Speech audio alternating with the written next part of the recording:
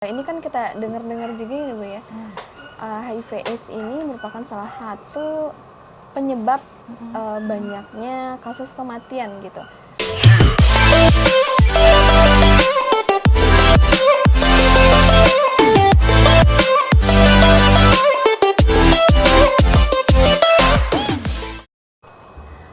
Assalamualaikum warahmatullahi wabarakatuh. Halo sahabat Ahsan Care semua. Hari ini kita dari Ahsan Peduli Kesehatan akan melaksanakan podcast bersama Ibu Alina Ayunda Insani, Magister Kebidanan, atau biasa kita panggil Ibu Yunda nih. Nah, hari ini kita akan bahas tema tentang HIV/AIDS menggandrungi dunia remaja. Nah, ada beberapa hal nih Bu yang akan kita bahas mungkinnya mengenai isu yang lagi hangat banget sekarang nih. Yang pertama tuh boleh nih kita sharing sama teman-teman yang lagi nonton mungkin ya, HIV/AIDS itu apa, penyebabnya apa, dan gejalanya kira-kira apa aja gitu ya Bu. Oke, sangat menarik sekali pertanyaannya terkait dengan HIV/AIDS, di mana HIV/AIDS memang untuk saat ini data dari WHO itu salah satu yang perlu kita tangani kasus ini, dan memang sudah sampai ke semua usia, baik itu bagi remaja ataupun yang dewasa ya, dewasa lanjut gitu. Nah, sekarang pengertian dari HIV/AIDS harus kita ketahui, HIV itu singkatan dari Human Immunodeficiency Virus. Artinya penyebabnya adalah virus ya. Imuno, yang diserangnya adalah imun, daya tahan tubuh atau kekebalan tubuh. Human, manusia, berarti virus yang menyerang sistem kekebalan tubuh pada manusia. Sistem kekebalan tubuh ini yang siapa? Kekebalan tubuh ini adalah leukosit. Leukosit itu istilahnya sama seperti tentara di dalam tubuh kita. Kalau ada mikroorganisme atau zat jamur, virus, parasit, dan sebagainya yang masuk ke dalam tubuh, itulah yang akan membentengi terlebih dahulu. Nah, sekarang virus itu menyerang yang leukosit kita ini. Tentaranya itu tadi. Nah, kalau AIDS itu lanjutan dari infeksi pada mereka yang terkena HIV ini. Jadi semakin menurunlah daya tahan tubuhnya itu. Singkatan dari Acquired Immunodeficiency Syndrome. Jadi sekumpulan gejala. Berarti kayak stadium akhirnya gitu ya Bu? Ya, lanjutan dari si HIV.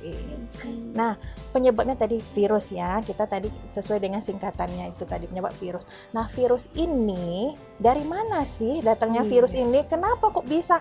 Loh, kok bisa sampai ke saya? Kok bisa sampai ke sini gitu lewat kan? Apa, gitu lewat ya? apa gitu? Itu diketahui menurut WHO dan juga dari Kemenkes WHO 2019 itu dari darah pertama. Kemudian dari semen atau cairan vagina, dan yang ketiga itu dari ASI.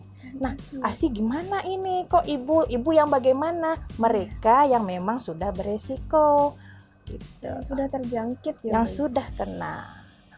Jadi mereka darah dari siapa? Dari transfusi misalnya, transfusi darah yang memang ada mereka yang dari beresiko itu tadi. Yang kedua dari cairan semen vagina, kok bisa gitu kan? Kok bisa? Nah, ini terjadi pada mereka yang melakukan hubungan seksual yang tanpa pengaman bisa, yang memang di luar nikah. Nah, itu kalau suami istri rasanya untuk menjaga kebersihan bisa ya, kecuali kalau ada jajan di luar gitu ya. Nah, jadi mereka, kalau data dari WHO 2019, kalau dia HIV itu terjadi pada mereka yang 22 kali lebih beresiko pada mereka yang menggunakan narkoba jenis suntik. Itu akan lebih beresiko.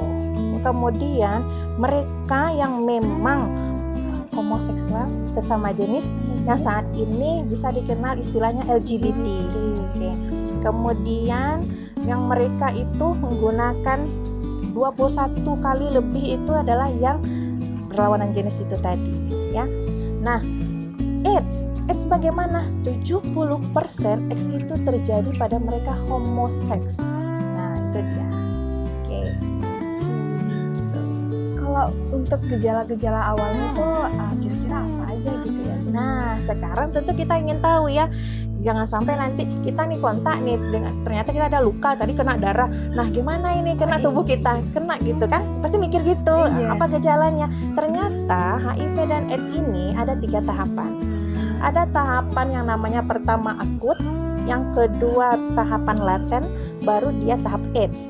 Kalau akut, dia terjadinya itu beberapa bulan setelah kita kontak dengan yang bersangkutan, yang beresiko itu tadi. Jadi 1-2 bulan, apa yang ternyata yang dirasakannya? Dia seperti flu. Pertama, flu. Yang kedua, dia demam. Yang ketiga, dia itu juga bisa karena kekebalan tubuh ya, lemah, letih, lesu dia. Dia sembuh habis itu nanti dia akan kembali lagi. Sembuh 1 hari 2 hari ternyata sembuh lagi. Demam lagi gitu. Tetapi kita nggak bisa juga dia flu, apalagi sekarang zaman corona. Mana tahu dia corona gitu kan. Nah, itu kita bisa lakukan kalau memang kita temui nanti demikian. Makin lama makin drop, makin turun dia gitu kan kesehatannya. Kita informasikan agar segera melakukan pemeriksaan kesehatan ke fasilitas yang lebih lengkap. Nah, apakah dia ke rumah sakit silahkan gitu ya. Kemudian periksa kesehatannya itu di rumah sakit lengkap itu. Kemudian baru fase laten. Kalau fase laten berarti lanjutannya bisa dekade ataupun beberapa bulan setelah itu. Apa tambahan gejalanya? Karena sudah semakin lama tentu dia berat badannya turun.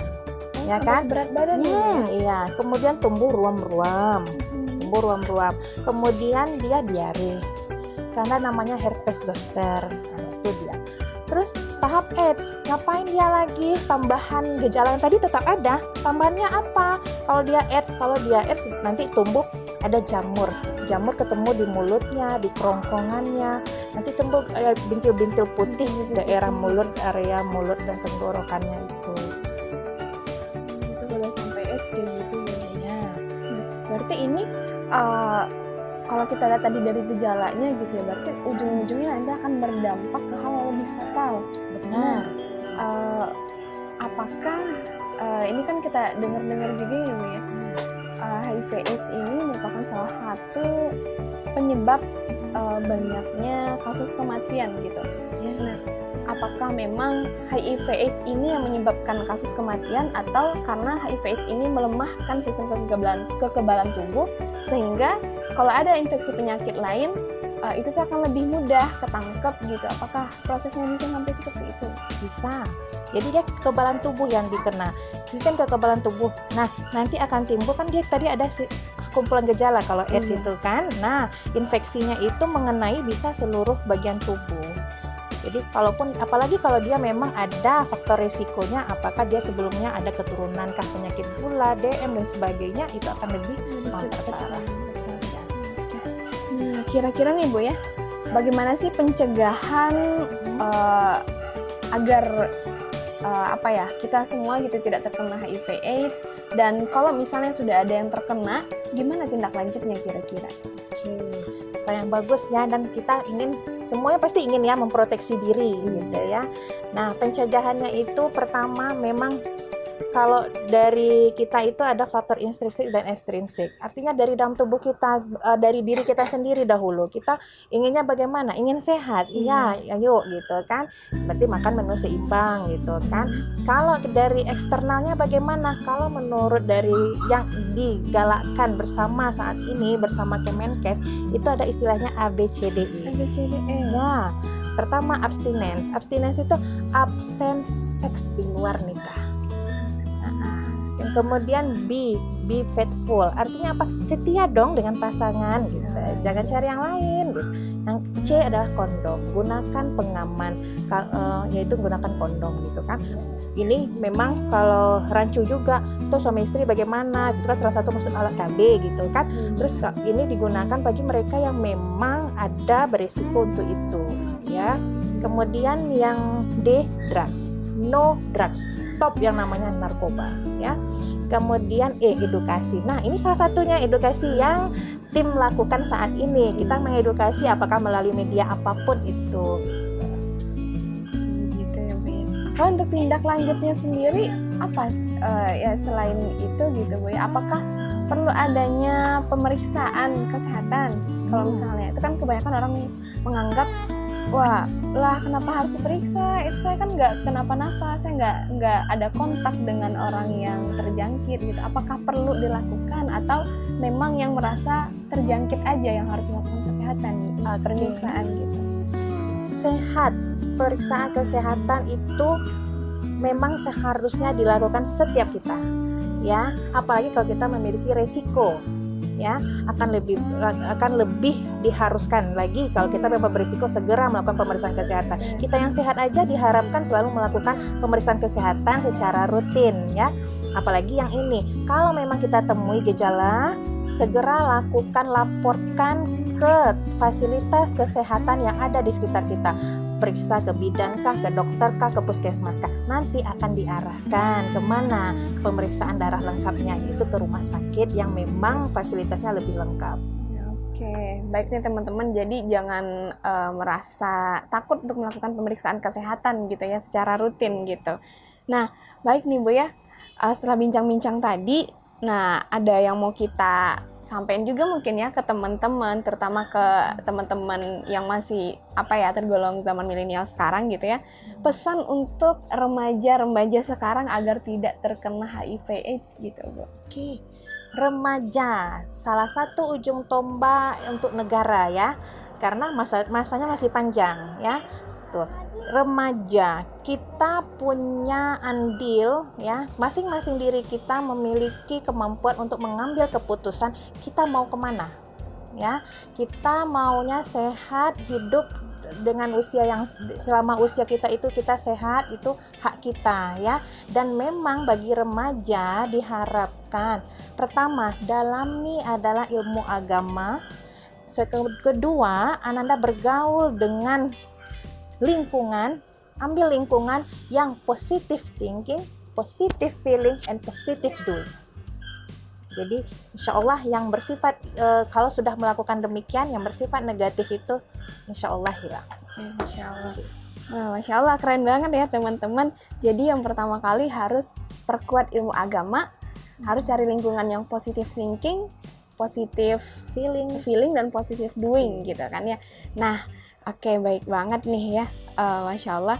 Nah, mungkin yang terakhir kali Bu ya, dukungan untuk program Ahsan Peduli Kesehatan ini biar kita makin bisa lebih meluaskan lagi gitu, menyebar manfaat dan edukasinya untuk teman-teman di luar sana gitu. Oke.